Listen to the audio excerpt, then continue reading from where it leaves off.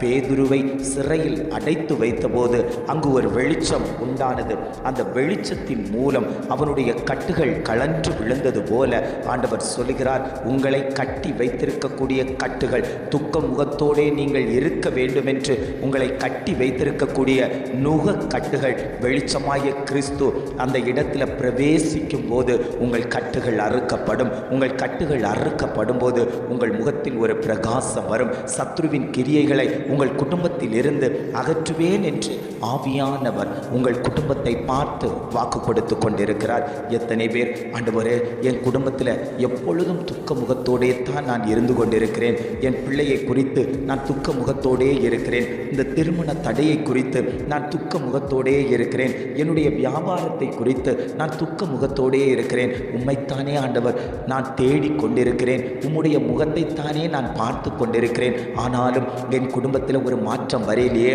என்னை அநேகர் நிந்திக்கிறார்களே, நீ வேதம் தூக்கி கொண்டு போகிறாய் அல்லவோ, நீ அனுதினமும் கர்த்தரை ஆராதிக்க போகிறாய் அல்லவோ, உன்னுடைய வாழ்க்கையில் எந்த ஒரு மாற்றத்தையும் காணவில்லையே, உன்னுடைய வாழ்க்கையில் ஒரு வளர்ச்சியை காணவில்லையே, உன்னை கீழ்மட்டமாய் அழுத்தி கொண்டு போகிறதேன்னு சொல்லி எல்லாரும் கேட்கும்போது ஒரு வருத்தத்தோடு ஒரு பாரத்தோடு வீட்டுக்குள்ளேயே முடக்கப்பட்டது போல் இருந்து கொண்டிருக்கக்கூடிய குடும்பங்களை பார்த்து ஆண்டவர் சொல்கிறார், யாரெல்லாம் உங்களை நிந்தித்தார்களோ அவமானப்படுத்தினார்களோ அதே இடத்தில் உன்னை சந்தோஷமாய் உன் தலையை உயர்த்துவதற்கு நான் சித்தமுள்ள தகப்பனாய் உன் மத்தியில் உலாவிக் கொண்டிருக்கிறேன். எத்தனை பேர் வாஞ்சையோடு, ஆண்டவரே என் குடும்பத்தில் நீர் எழுந்தருளுங்கப்பா, என் குடும்பத்தில் வெளிச்சமாகி அந்த கிறிஸ்து பிரவேசிக்கட்டும் ஆண்டவரே, என் குடும்பத்தில் இருக்கக்கூடிய அந்த இருள்களை மாற்றுவதற்கு நீர் வந்தால் மாத்திரமே முடியும்னு சொல்லி அந்த வாழ்க்கை படகை துக்கத்தோடு ஓட்டிக்கொண்டிருக்கக்கூடிய நீங்கள் கேட்பீர்களே, ஆனால் ஆண்டவர் சொல்கிற உன் படகுல தான் நான் வந்து ஏறப்போகிறேன், உன் படகுல தான் நான் வெளிச்சத்தை கொடுக்க போகிறேன்,